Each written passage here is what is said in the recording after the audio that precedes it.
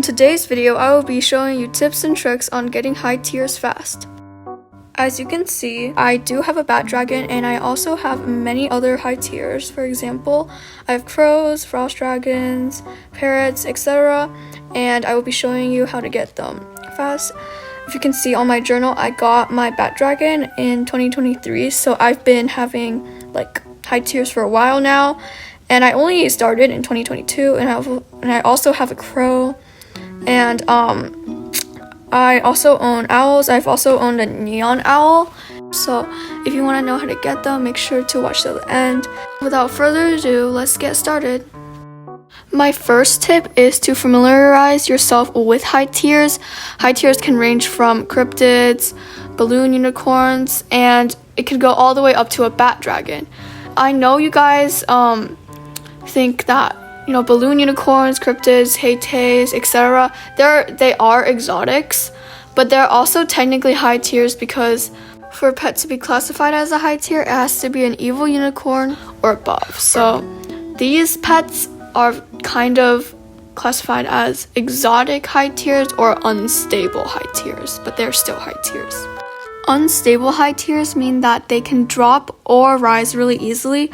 For example, the balloon unicorn, it rose so much during the past few weeks and months, while high tiers, like for example the frost, the parrot and the owl, they will just constantly stay at a certain value and rise slowly. So I recommend aiming for stable high tiers first, because they will not randomly drop. My next tip is to build a base. For example, if you're starting from nothing, which I have in my last video, nothing to strawberry shortcake bat dragon, which did succeed, I recommend building a base because if you're starting from nothing, it's really hard, especially if you don't know how to trade and you don't know values. Building a base is for example, trading apples for pets, or trading a cat for a better pet. In simple terms, this is just growing your inventory, getting a bunch of randoms, and slowly trading your way up to better pets such as legendaries, ride potions, and other things. As you can see by my trade here, I traded a bunch of randoms for a ride potion, which is a really great start because then you can start trading your ride potions for better pets. And in my other video, I used legendaries I got from ride potions for kangaroo, which is really good because mid-tiers are really easy to trade. And if you can see by my parrot trade here, I traded a bunch of mid-tiers for a parrot, which is a high tier, so that is one way you can get a high tier. Another important step is to list what you're trading on your profile. I got this trade because I listed what I was trading on my profile, and I also got this trade, which is like a 40-point overpay because they were looking for a cryptid. My next, probably most important tip is to use values. Even if you guys don't prefer values or use happy values, I suggest using values anyway, or at least checking before you do trades, because most people use values. And if you're making a bad trade, for example, you got a cow but you traded it for a penguin, that means you lost 33 points in value, which is terrible for growing your inventory or getting a high tier.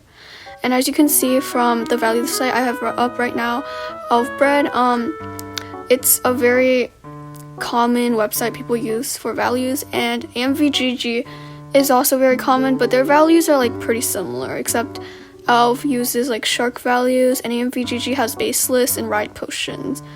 Also, if you can see on the screen, I just pulled up AMVGG, and yeah, I was just putting in some pets to just show you how you can use these websites. It will show you in the middle if it's a win or a lose. Another extremely important tip is to never blindly trust value websites. It's because some pets have good value and bad demand. And demand is if it's well sought after. For example, the cryptid, everyone wants it, so it has good demand. And for example, the zodiac minion chick, it has bad demand, so no one wants it. So make sure you trade away all your bad demand pets for good demand pets. And if that means overpaying, that's a good risk to take. For example, I traded these pets for flowered bat dragon, which was an extremely big overpay on my side when I traded for it.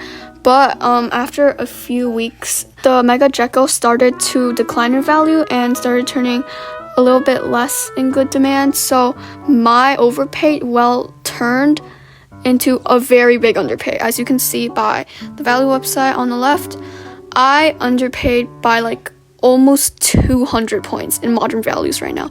But when I traded for it, I overpaid by like 200. So the gamble sometimes is worth it, but make sure you are very careful because we do not want to trade your good demand pet for a bad demand pet. Also, I'm checking on both websites because it's very important to check the values on both websites because you do not want to be winning on one website but losing on another one, because some people use different like values than you. So it might be like they might say, oh yeah, I'm overpaying by so much, but on the other website they're underpaying by a lot. So as you can see, it's a huge win for me on Elfbred as well. And also the pets I traded for it were kind of hard to trade since it was a mega skelly dog and a mega ribbon seal, which no one really wants. Another important tip on getting the pets needed to trade for a high tier is to flip trades. As you can see, they traded these pets for my Ḥeitei, and then I traded those pets back except for the chocolate chip bat dragon. Chocolate chip cookies. So I technically gained a chocolate chip bat dragon, which is a lot of value. However, you may ask, how am I going to get the pets to do all that? And there's one clear answer: grind. Grinding is super important. You can basically get any pet from grinding. Like, by grinding, you get bucks. By getting bucks, you can buy eggs and, like, for example, the ducky boxes that were released, but they are gone now. And by getting these random pets, you can make neons and megas, which are very good because people will prefer trading for neons and megas over randoms, especially if the pets are low value. For example, no one will like trade Galapagos sea lions for anything, but people might offer for your mega or your neon Galapagos sea lion. It doesn't matter what neon I make, as long as it increases the value of the pet, I will make that neon and I will take the time to make that neon. An easier way to make neons is by using the pet pen, which is right outside your house. It will age up your pets while you are offline and while you are playing. As you can see, my California Condor is all aged up, so now I can make a neon one.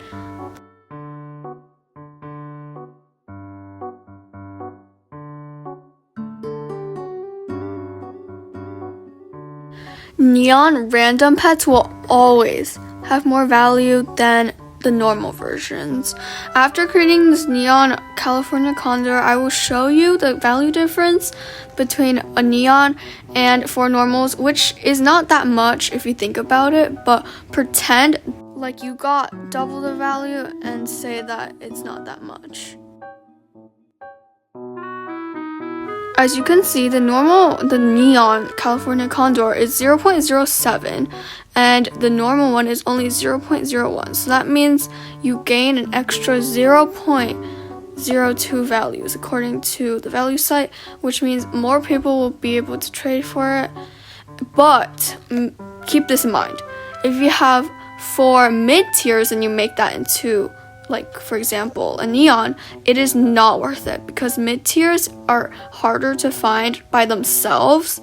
So making them into a neon will lose you like a lot of value. As you can see, making a neon strawberry shortcake bat dragon lost me like 30 plus value. Anyways, guys, I hope these tips were helpful and you guys can get your new high tier soon. As long as you guys follow these tips, you will eventually get a high tier. It might not take this quick, but I know you guys can do it. And thank you so much for watching. Sorry for not posting for so long, by the way. I was really busy at school and my sport and stuff. Anyways, if you want to watch more videos like this, make sure to like and subscribe. Thank you for watching. Bye!